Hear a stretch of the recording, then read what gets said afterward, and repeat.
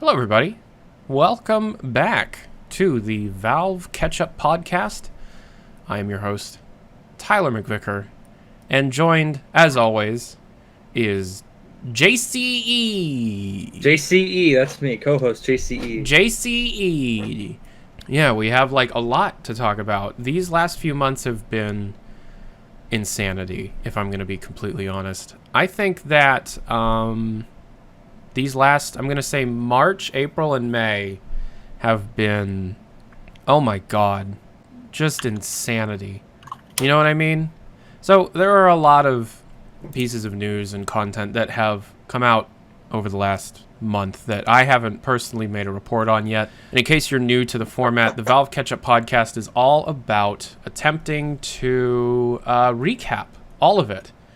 And yeah, I mean, what should we be starting with? Well, thing that happened on May 1st was Geoff Keighley did an AMA. I don't know how many of you saw it, but the thing that really matters to us is that someone asked about the final hours of Alyx. Yes. And he said that, it's nearing completion or whatever. It's 25,000 words. 25,000 words. So Geoff Keighley, in case you don't know, quite a large games journalism entity. It's been around for a very long time.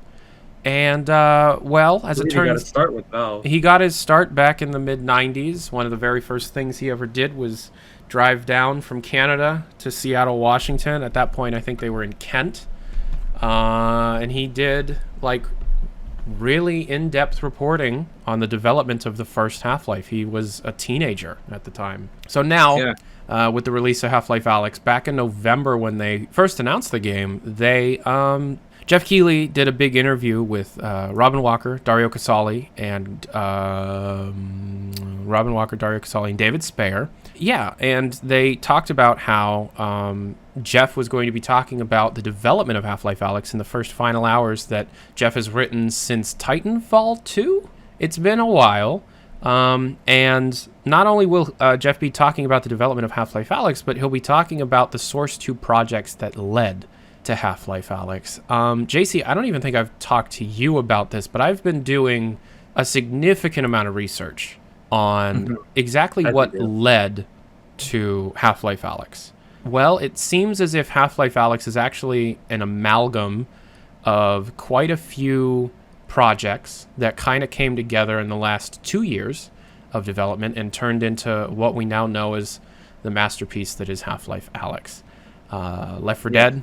Dario Casali actually said in the Edge magazine interview cover story of Half-Life Alyx that before working on Half-Life Alyx, he was working on a Left 4 Dead virtual reality project. And in fact, some of the earliest levels that were created for Half-Life Alyx were actually based on the general geometry was based on Left 4 Dead 3's work or whatever the Left 4 Dead work Dario was doing at that time. So whatever was being developed as Left 4 Dead did evolve into Half-Life Alyx. And now there's also evidence that Dog Resource Gathering, for those long-time Valve News Network fans, Dog Resource Gathering was in fact actually some of the earliest Half-Life Alyx stuff ever made. Made by Ken Birdwell. It's made by Ken Birdwell. So according to the read-only info asset bin file that I made a video on, there was a lot of work on Dog Resource Gathering maps by Ken Birdwell, the same person that made the original Source 1 Dog Resource Gathering map.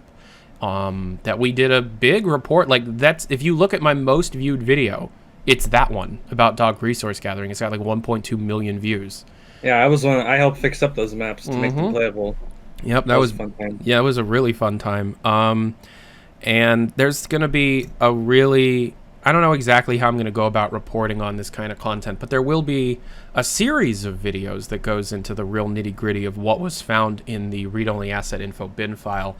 And, yeah, so getting off topic, the Geoff Keighley AMA was supposed to be about his Summer of Games thing. E3 is canceled. And so you have all these different outlets trying to create their own digital events to announce games. And Geoff is kind of at the forefront of all of that and was doing an AMA on the different things he's going to be doing with that. He's already announced Unreal Engine 5 and Tony Hawk Pro Skater 1 and 2 Remaster. But he also answered a question about the final hours in this AMA, where he stated that the final hours of Half-Life Alyx is 25,000 words. And it's been written, and the reason we don't have it is because there are quote-unquote interactive elements that are still not finished. This is going to be hosted up on Steam.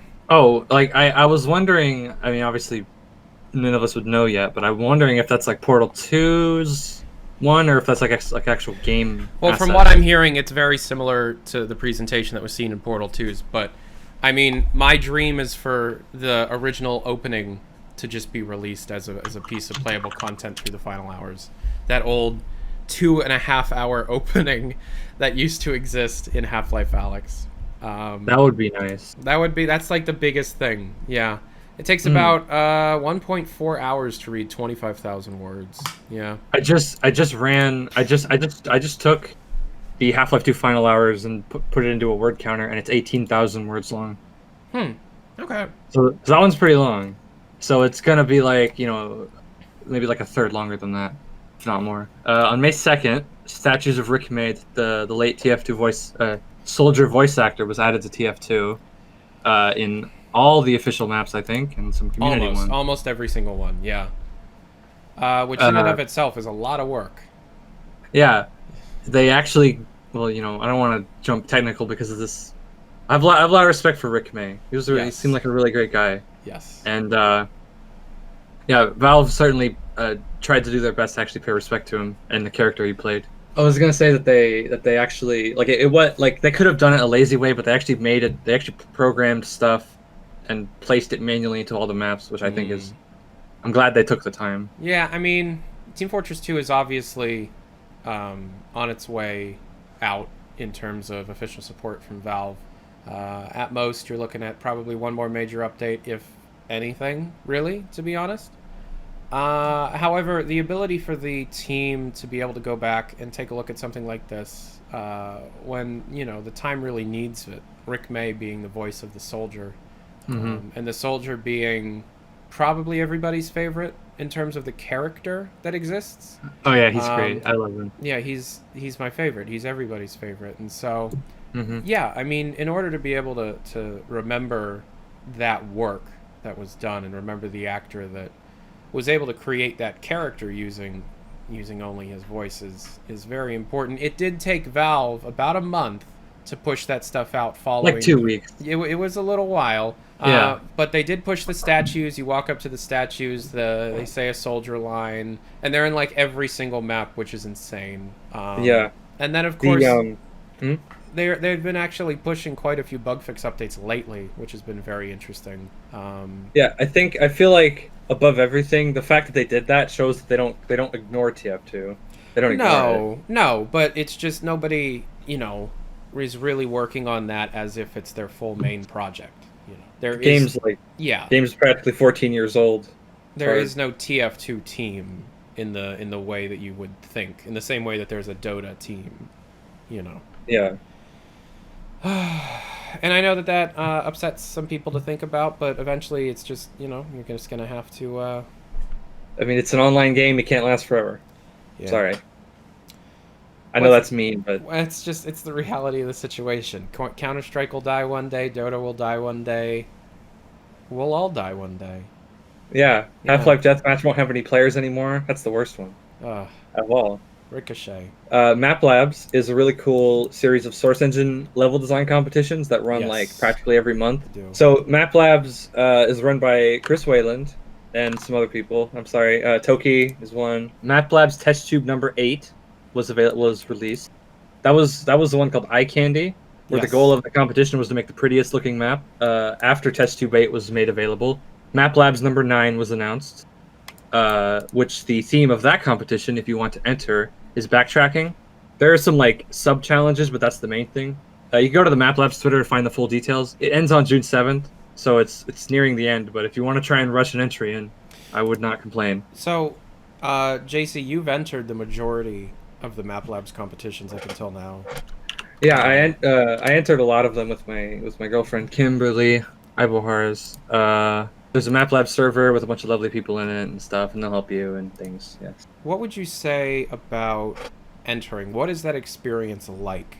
So if somebody wants to enter into this backtracking competition, what can they expect? You'll probably want to get the base mod thing, which allows you to have some MapLab specific features, like I think it adds slams and like flare gun weapon. It just adds a few new things. Basically, if you join the MapLab server and like get acquainted with everyone there, everyone's really supportive and helps you out with your map if you're having trouble developing this or that thing. I mean, it's a really good experience. All the people who enter are really nice. When they're being judged by the judges, the builds are given out to people who've entered before, so you get early access also to upcoming comps, which is cool. I've played, I think, every single MapLabs competition at least a little bit, and I can say that it's definitely created some incredible community-driven content. That eye candy one that just came out, definitely my favorite of the test tubes. I really enjoyed it. I really recommend, just even if you're not a mapper, it's an excellent, it's just an excellent source of really well-made community content. And if you're just looking for some new Half-Life content to play, I really recommend. Yeah, like at the very least, play like the top 4 entries for whatever comp you find, and you'll just get like purely. It's just a lot of it's Valve quality, I would dare to say. Sure, but they can also be very strange or abstract based on whatever the theme of that competition is. Yeah, but it's experimental. Yeah, definitely. It's lovely. I don't think I'm doing it enough justice. Really, go check it out. Yeah, go check it out. On May 5th, the first chapter of the Alyx soundtrack released. Came out on all streaming services and Steam Music. Yes. I was initially surprised that it took this long for us to see anything. Yeah. Because it's been like a month. It was like a month and a half after the game came out. Yeah, but then you listen to it and you realize. Yeah, it's like one of the tracks is 8 minutes long. You don't just like, yeah. So okay, there's a couple side pieces of information here. Number one, the way that this is being released is each chapter, each disc, quote unquote, is based around a chapter in Half-Life Alyx, with 12 chapters being released in total according to the official Half-Life website. And that's fun. That's really cool. And it seems as if you've taken a listen to Chapter 1, the amount of time that it takes for all of this to come out is based around the fact that they're essentially creating new mixes of everything. There's content within the Alyx soundtrack Chapter 1 that doesn't exist in Half-Life Alyx. For example, the, 7:30 after 6? Yeah, track. That's the radio music, but it's unfiltered. So spoilers, in Russell's apartment, there's a radio playing a piano track that's, kind of downsampled and made to sound a bit like it's coming out of an old radio. The version released here is the full lossless recording, which is amazing. I was surprised it was recorded for the game. I thought it was just something they picked up. I have no idea. Is it? I don't know if it's an original piece or not, but yeah, it was at least recorded for the game. Yeah, they've taken the way that the soundtrack works in Half-Life Alyx is very dynamic. Very driven by player movement. Portal 2 had a similar thing, but not to the same scale. No. In Alyx, in the other Half-Life games, if you wanted the soundtrack for free, you would just go into the game files and grab the MP3s that are just in there. But in Alyx, that doesn't work. All the tracks are literally built on the fly, basically. Not like every stem or whatever or anything, but you have different samples that play depending on if you go into a certain area or go out of it again. It'll play different parts of the track. Or based on how much health you have. There's a lot of that too. What enemies are around. Exactly. There's a lot of and it all fades seamlessly. There's a lot of variables that are controlling what you hear as a music track within the game. So the music kind of feels like a part of the experience and kind of seamlessly fits into what you're doing. Yeah, so what Mike Muraski has to do is compose those into an actual track. Exactly, like a listenable track. Exactly. So essentially, that's why it's taking so long. You have an audio experience that kind of walks the player through each event of the game as if they were just listening to the music of a normal player, but that takes a lot of work. So following the release of the first chapter, Mike Morsky on Twitter actually stated a couple things. Number one, there's about 80 tracks in total, which is insane. Yeah. 80 plus over these 12 chapters. Number two, when it's all released, look forward to physical, baby! Vinyl! Yeah, vinyl, CD, etc. I'm excited. I'm very excited. I can afford the vinyl, I'm going for it. And 12 chapters. Chapter 1 came out going on a month ago. Maybe we're looking at a month at a time and it's going to take a whole year. I don't know.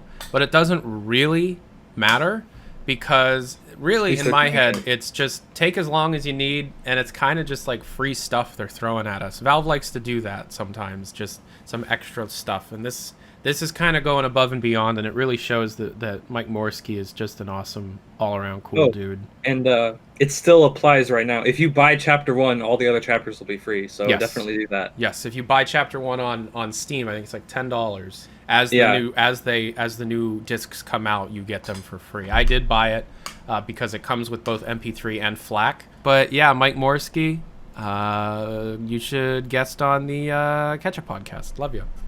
Yeah. So what's next? It was around the time of that Open Fortress started getting really popular again. Yeah. Team Fortress 2 for the longest time has not been something where conversion mods have really existed. Client-side mods, like entirely separate entities that you can launch through Steam through the source mods folder. And then all at once, a whole bunch kind of popped up. Team Fortress 2 Classic, Lambda Fortress, Team Deathmatch Classic, Open Fortress, Jabroni Brawls kind of fits in that.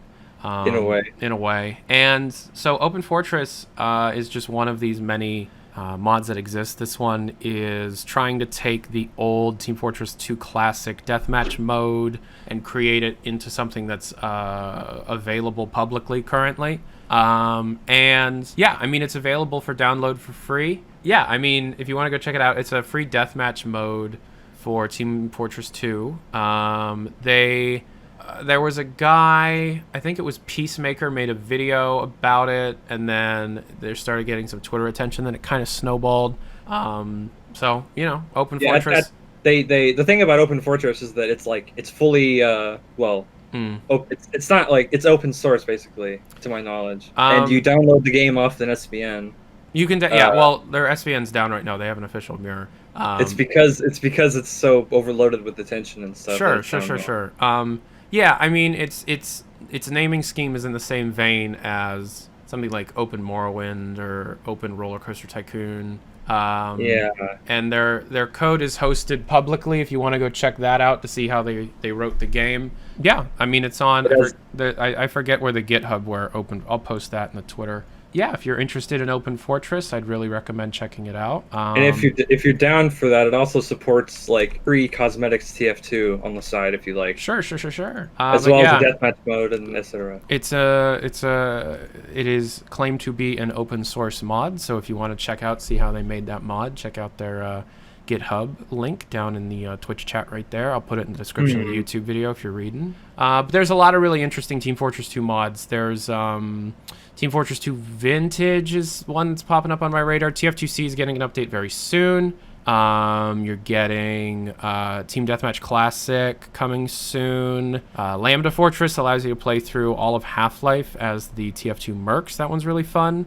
And yeah, I mean, there's a lot of really interesting Team Fortress 2 content out there. And also creators.tf, On May 8th, Jamaal Bradley posted an amazing video from the development of Half-Life Alyx. Yes. Where it's him doing the acting reference for the G-Man scene at the end of Half-Life Alyx. So spoilers, obviously. Yeah, so spoilers. So if you haven't finished Alyx yet, I guess, I don't know, go away. Sorry. But anyway.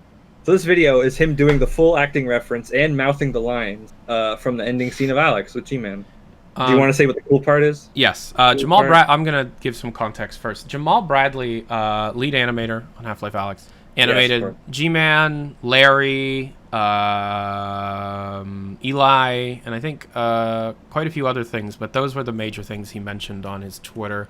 And as an example for how animators are also technically actors because they're essentially using their own expressivenesses as influence for what they end up creating as what would be the word? Reference. Yeah. It's really, really incredible to be able to see Jamaal Bradley embody the character of G-Man. And for those that saw the end of Half-Life Alyx that have played it, or at least seen somebody play it, you can really see those expressions and movements be translated into the final product quite well. Damn. Practically everything Jamaal does in the video is one-to-one with what G-Man does in the game, and it's really cool. And it fits G-Man's character perfect. It's perfect. Yeah. Fun thing, though. Yeah, fun little thing. Is this video was recorded before Merle Dandridge was fired from the Half-Life Alyx project. So Merle Dandridge is the original voice actor for Alyx Vance, Half-Life 2, Episode 1 and 2, and she was Alyx Vance up until quite late in development. And, I mean, if this is anything to go on, we can now place her being taken off the project between the summer of 2019 and November of 2019, because that is the G-Man ending from the rewrite with the new ending, which was pitched to the company in, I think, July. And in the trailer that dropped in November, we had the new actor. So we now have a timeline there. And, of course... yeah, it's really interesting to listen to just how the different actors kind of change and influence the character of their own. This is Merle's version of the ending, and in fact, this is a slightly earlier version of the ending before they add a specific bit into the game, into that ending, which was quite late in development. But again, spoilers, so I won't go into it. Yeah. But yeah, I mean, having to re-record the entirety of your main character. Oh, man. Pro tag. Damn. Talks every 5 minutes, practically. Yeah, jeez. So, can I say a spicy hot take? Go ahead. I feel bad for not knowing her name offhand, but I like the other actor's delivery better. You know, that seems to be the general consensus of people. And I would agree if it weren't for the fact that it seems like for some... I don't know. It just seems like she sounds mean. Like she's like interrupting and yelling at the G-Man. You know what I mean? If I was abducted by an alien man in a spacesuit, I wouldn't be yelling at him. I don't know. Yeah, it just I don't know. Alyx in the game was pretty scared, which I would be. Which is what I would expect from Alyx as the character. It seemed out of character. I don't know. Something fishy's there. I'd like to get to the bottom of that eventually. But yes, if you have seen the ending of Half-Life Alyx, really highly recommend checking out this video on Jamaal Bradley's Twitter. It'll be linked down in the description below. And also, just follow Jamaal Bradley on Twitter. All around, phenomenal dude. Holy crap. And over the last month, he's been posting, every now and then he posts something about Alyx. Well, actually, quite a few people have been. Ollie Moss. You're right. Tristan Reedford, those Eli scenes and Chris stuff. Remo, like quite a few people have been posting like development content from Half-Life Alyx, and I think some of that comes from the fact that the Final Hours is coming out soon, and that's probably just going to dump all of us on just like so much development content from that game, and that game had a storied history, man. So yeah, hopefully we'll learn some of it. Oh, I'm sure we will. What's next? What's next is a week after that tweet. The Half-Life Alyx tools and workshop tools came out. Yes. Without much announcement, or without much lead up. It just kind of happened. Yeah. I mean, we knew like hours in advance because of that the workshop went up and we could see it. Yes. But that's about it. So yeah. I mean, the game got a huge update. We have been very much anticipating the release of the tools. I didn't think it would take 2 months. No. I was hoping it would be the same day. Given the state of the world, I'm going to give them a pass on that. You know, they had to ship Half-Life Alyx from home anyways, which could not have been fun. Yeah, it's true. The tools are phenomenal. Can I talk about the technical stuff that I learned? In a minute. This is why you're on. That's why you're here. But that's me. Of course, the workshop is live. It'll be another couple months before the real good stuff starts coming out. But I mean, being able to see, there's still good stuff on there. I know there's still great stuff on there, but like the campaign types, like what I mean. Yeah, I do. I'm excited. It's the start of a new community. It's the start of a new community-created content workshop thing, and I'm just so happy that we have something like that. It's been so long. The last time that this existed was probably the PTI with Portal 2, and even then, it's not been like a whole new engine and a whole new set of tools for everybody to learn. I know, it's insane. It's the first time since Half-Life 2 this has happened in the Valve community. So yeah, practically, yeah. It's yeah. I'm very happy that it's out. I'm very happy that it has workshop support, even though I do think the in-game workshop support could use some work.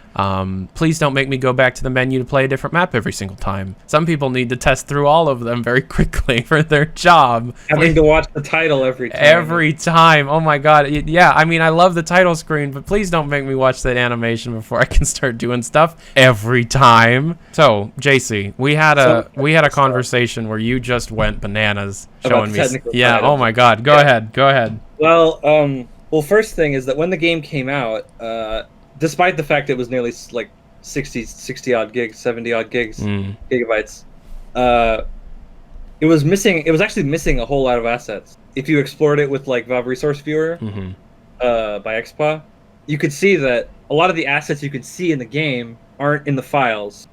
It's because of the way Source 2 is done in this case. So the way Source 2 works, I'm not a total authority. The way I understand that it works is that when they do a final compile on a map in the game, when they build it for the game engine, all of the props that don't move, like buildings and like pipes and like tarps on the floor, everything that doesn't move is turned into geometry in the world file, map file. Which means they don't have to ship the model in the game, which is kind of a size-saving measure, I think. Yeah, I'm sure it is. Yeah, I'm sure in the end it saves on size, but it means that when you were using the bootleg tools, you couldn't use any of those assets, which was a big proportion of what was in the game. Like any kind of environmental details, practically, or like the distant buildings. I think even the Citadel. It seemed like it was also missing stuff like car doors and desk drawers and. Yeah, it was weird. Yeah. But anyway, and people had to work around that. But like, when the tools came out, the game got a 2 gigabyte update, adding all those back. So that's nice. Well, and a hell of a lot more. Oh yeah, of course. There's still cut stuff showing up, like commentary node headset model, which I wonder if that's the thing they're still planning on. Oh, it totally is. I mean, of course you didn't, but in the Dota 2 Battle Pass, they the entirety of the tooltip English localization token file for Source 2 commentary nodes was leaked. Oh, great! I didn't know that. The whole commentary system is in Source 2 now. Yeah. I'm excited. I wonder if that's part of the final hours. Oh, wouldn't that be nuts? Well, obviously they released Hammer 2, and I'm big into Hammer and Worldcraft and all of Valve's like editors and stuff. And Hammer 2 has been the biggest breath of fresh air I've ever gotten with terms of like Source Engine Valve related stuff. Like Hammer has been practically unchanged since 1997, with only little things being added, little supports and little new features here and there. But they kept building on the same code that Ben Morrison made in 1997, without any rewrites. But now, for Source 2, I mean, it's been out since Dota 2 with Source 2 Hammer and stuff, but now it's for a Half-Life game, which means it's now important. It's actually out. Yeah. Now it's important, or whatever. I'm joking. But they redesigned Hammer from scratch, which, to me, that's just amazing. And if you use Hammer for Source 1 a lot, you should be able to just get right in it, and you can learn what's going on, because it's designed for employees to upgrade as well. Yes. So I don't want to talk at length about the actual stuff, but there's all kinds of new systems that make art passing in levels really fast, like adding detail to levels. There's like tile sets and hotspot textures and tile set meshes and the cores, improved the cables. Oh yeah, they have spline-based cables, which means that instead of cables either being a model or a sprite, it's actually a line you draw that turns into a mesh that you can edit on the fly. Oh, it's so great. All that stuff really blew me away. I remember that you told me that Valve art passes quickly now. Yeah. And I believe this is why. Like, for the environment artists, adding detail to a level is just trivial. Like, absolutely trivial. With the new tools compared to Source 1, yes. No, of course. Like these people are talented. These people have worked in the industry for years and stuff. But compared to what you had to do in Source 1, it is way easier. And I just fell in love with it. And I'm planning to do a project on it soon. The other big thing that they pushed with the tools was every single map source that they had from retail. Like, oh my god. Yeah, it was It's all the source map, the VMap files of every retail map in the game, except for Startup for some reason. Resonance Cascade Day. What's that? Well, I mean, it's just that May 16th is the date that the Resonance Cascade canonically happened in the Half-Life universe, and I wrote that down because that was cool. Okay. In the manual, it says it was on May 16th and stuff, and I just wanted to point that out because I remember when that happened, and people were like, "Oh, cool." It's the Resonance Cascade anniversary. What was the percentage of the human race that died? Probably like 75%, if not more. Yeah. Happy Resonance Cascade Day! Yay!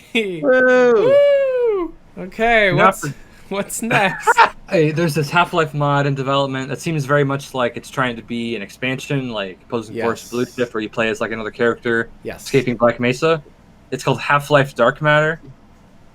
Then they posted like a cool update of some pictures and things. I've been following them, yeah. Yeah. I mean, it looks like it's going to be good, I would say. It looks like you play as a Black Ops soldier. Yes. The unofficial Half-Life expansion Dark Matter. Play as a deadly Black Ops soldier. And I will say the maps look pretty good.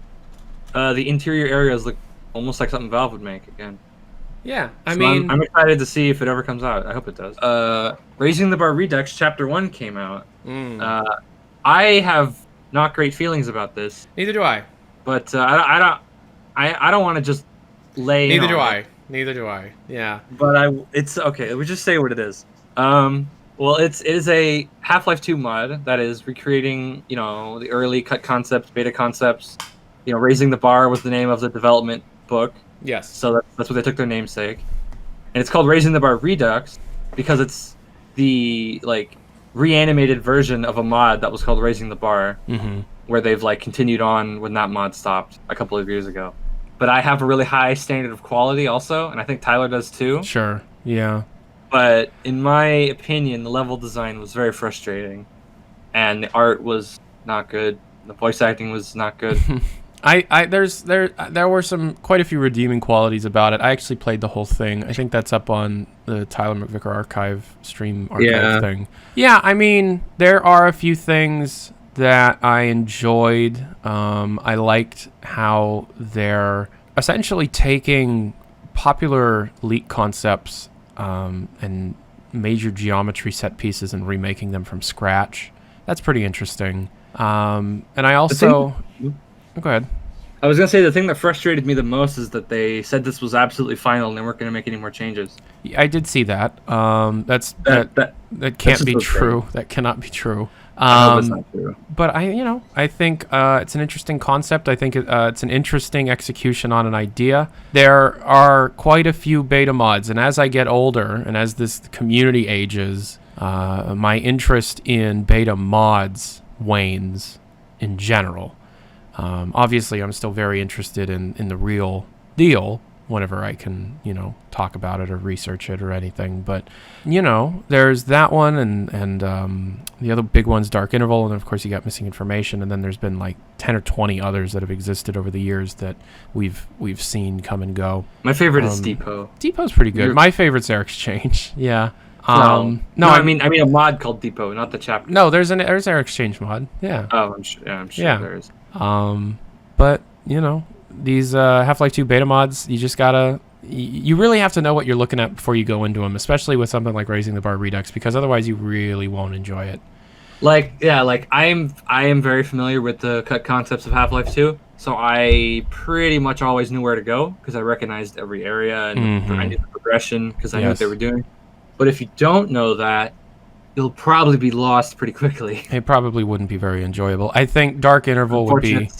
I think Dark Interval would probably be a better...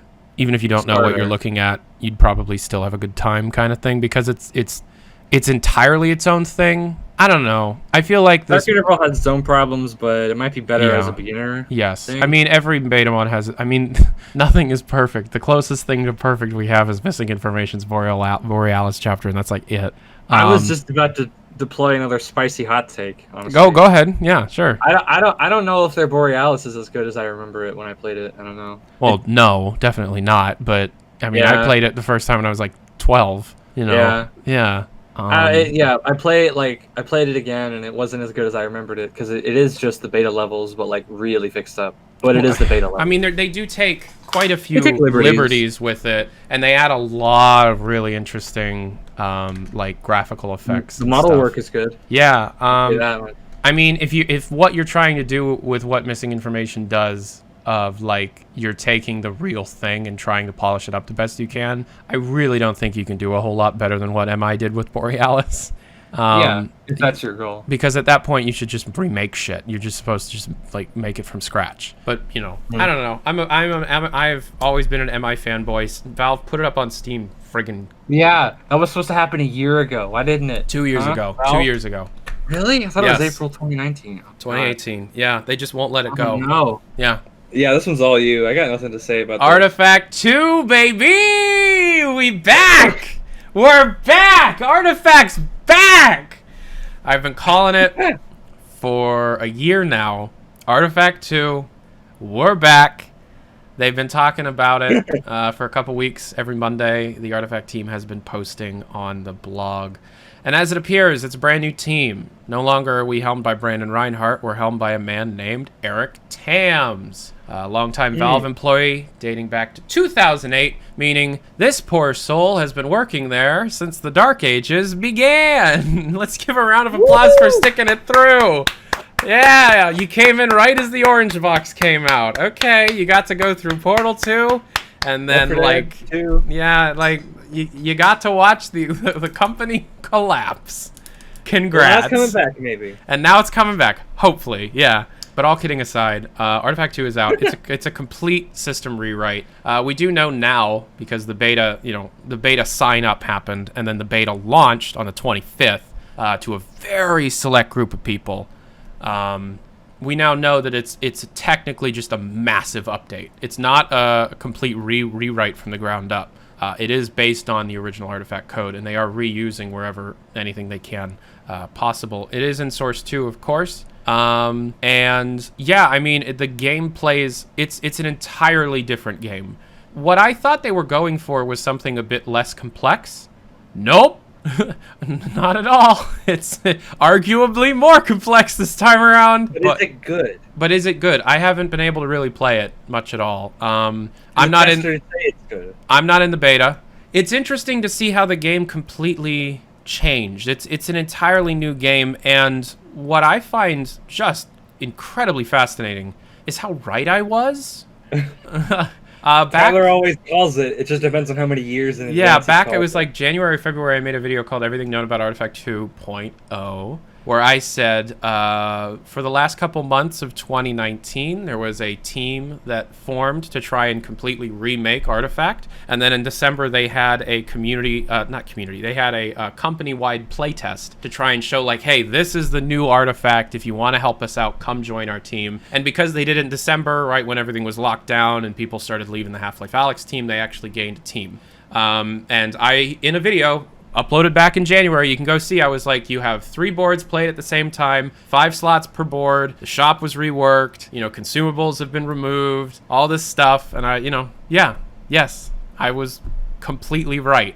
And what's funny is, now that XPA has the build up on SteamDB Git to be able to diff check and data mine, there are actually in-game panorama image assets that say, welcome to the Valve Artifact 2 playtest. Nice. Pick your deck. And so it's like, oh, so I was that right. Cool.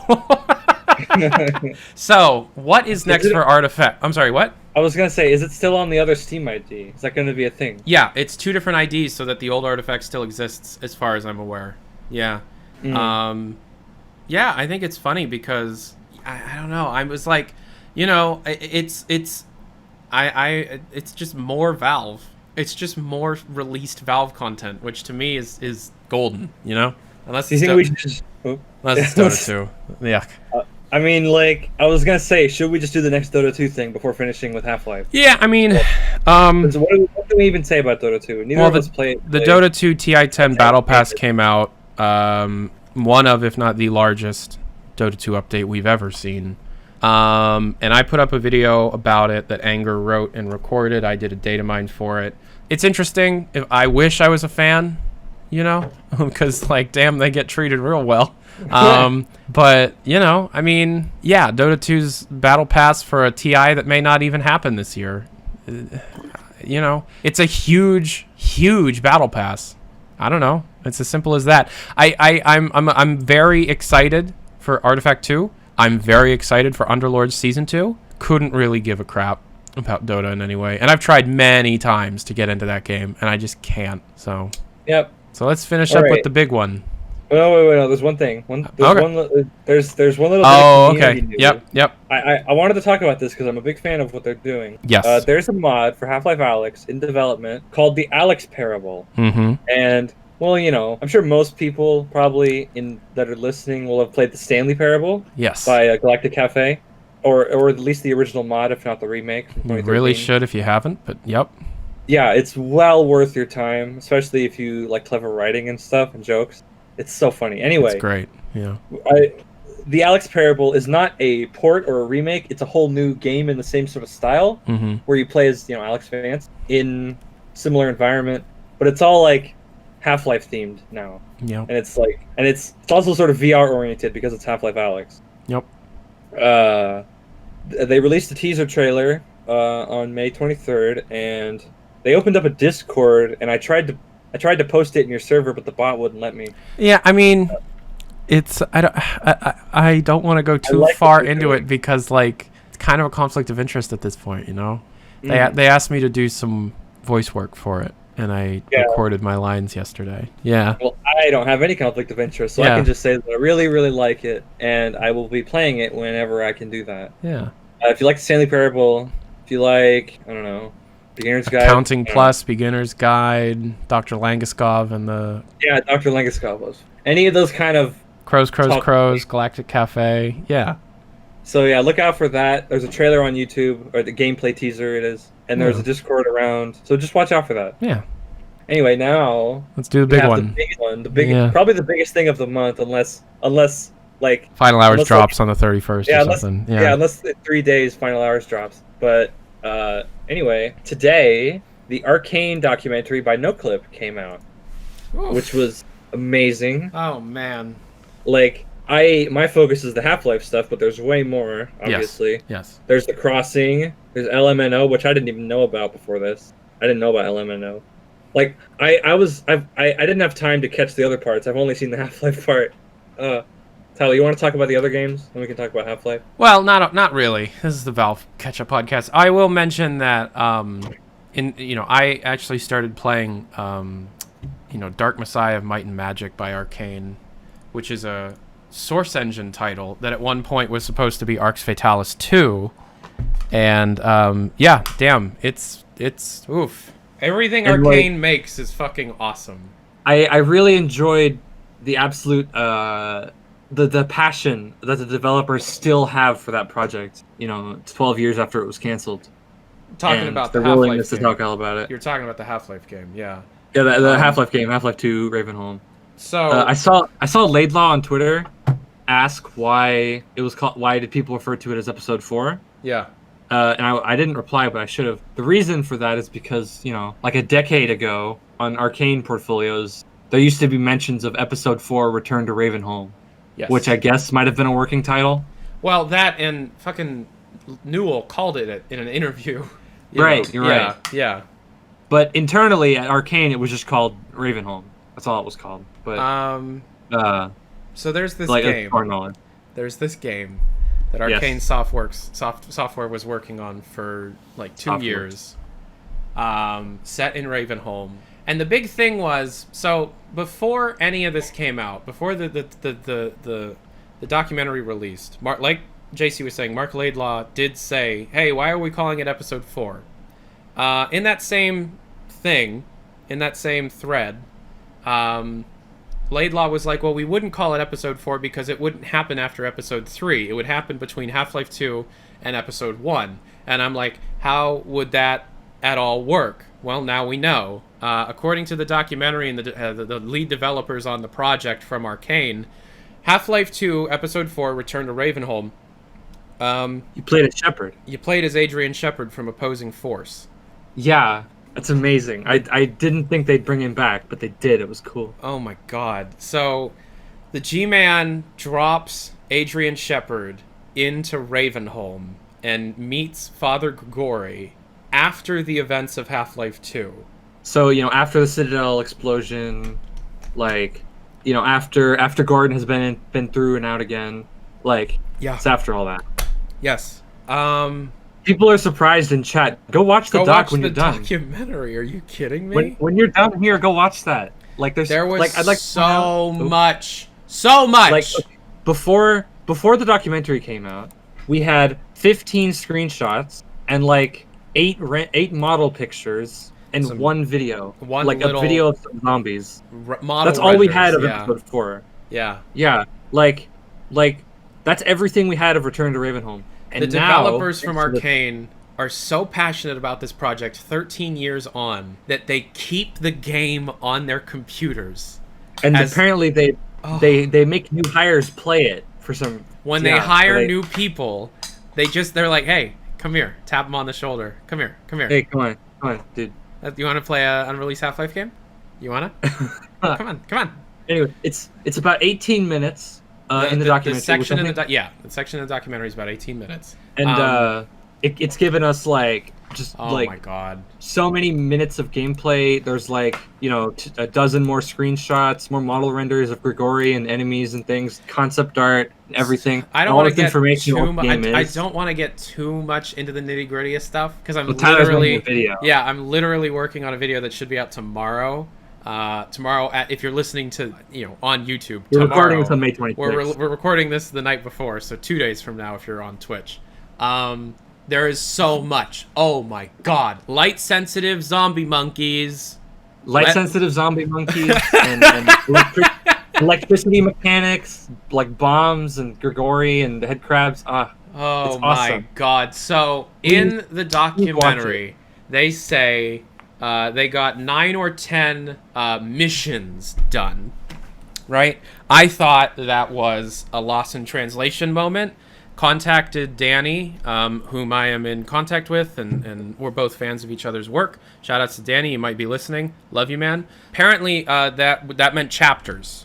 They had 9 or 10 chapters of Half-Life. That's like the length of like episode 2. Yeah, that's the length of episode 2. That is the length of episode 2. And you want to know the most heartbreaking part? Playable. Yes. End to end. There were major set pieces missing. They talked about how they didn't have everything to where they wanted it, and Raph, the guy in charge of Arkane, mentioned, hey, we probably would have needed another little under a year of polishing this up for it to be shippable up to Valve's standard. Yeah. But if you have ever played a Half-Life 2 beta map and went, wow, this is amazing, this is so much further ahead than that. It is a fully playable title end-to-end with a story arc. It's missing some major set pieces that would have taken more time to develop, but the core gameplay is there. This is a playable alpha, and they canceled it. And Arkane doesn't know why. This is the part that pisses me off the most. Arkane poured their heart and soul into this game. Years of their time. Years.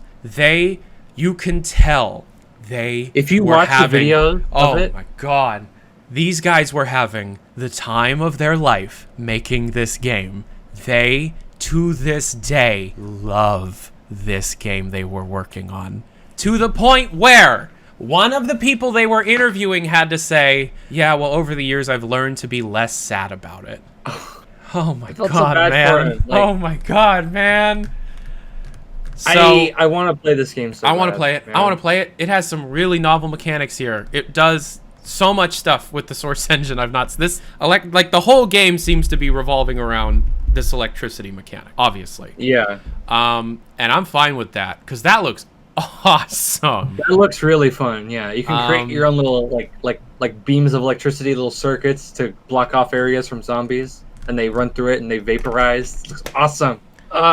Man. And the animation, choreography, scripted sequences, especially for cool. a pre-alpha. Oh my god!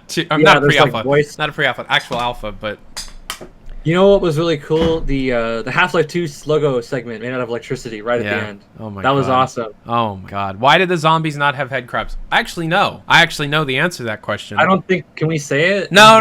Wait for the video. Wait for the video. Yeah, I can say it, but wait for the video. There is a reason. It's not just. It is explained. It's explained in the story. Yes.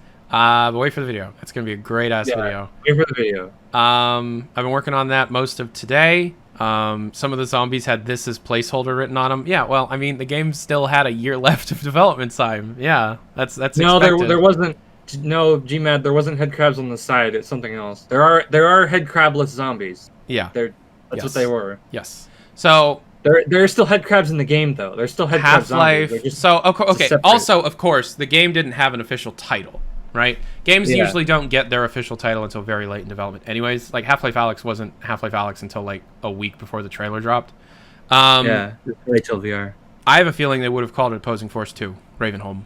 Yeah, probably. Half-Life Opposing Force 2, Ravenholm. I hope we'll get a playable. I don't know. I would like to. Would we ever get anything playable? That is up to both Valve. Well, actually, that's just up to Valve. Because I'm sure if Arkane was told, hey, you guys can release it, sure. They'd be like, are you kidding? Really? Yes! And then, yeah. I wonder, okay. So go check out my change.org petition. Yeah. I might actually do that. I was in the shower and I was thinking about, like, should I do a petition? I think I should do a petition. Okay. Let's do it. Come on. There already is one. Yeah, but I'm going to back one. Yeah. Yeah. Come on. Okay, what was I going to say just about Ravenholm? I don't know. The way if I were to be the one releasing this, in charge of releasing it. Yeah. I mean, I know the people at Arkane would like to finish it. Likely, they would like to finish it. Well, they're. But what I mean is that would you release it in its alpha state, or would you finish it, or would you do both? I think it's interesting in the state that it's in now. I think. I think finishing it. I would love to play the alpha build. Yeah, finishing it kind of destroys that original spirit that they were going for. You know, it's different people. There. It has a 2008 jank about it. Yeah. I think it would be interesting to release it to the community and then let the community do what they want with it. That would be interesting. The way I would do it, I mean, this is purely wishful thinking. But if I were in charge of this at Arkane, I would package up every asset that is available, all the maps, everything, every map that can be compiled, put it all in a thing, and then like make it a source mod that you can get on Steam. With like well signposted, this is an unfinished game, and you put it up for free. Not for free, but yeah. Maybe for like a tenner. $10. It's like $10. Yeah. And I don't know. Like they that's a good point. They did put a lot of work into it. But like, it would be like this is an unfinished alpha of a Half-Life title by Arkane. It would explain everything, and then you could just play what's there. That would be so cool. Oh man. But that'll never happen. Nope. Something might happen, but it won't be that cool. No, someone will leak it, and then everybody will blame me. So please don't. Please don't blame me. I don't have access to it.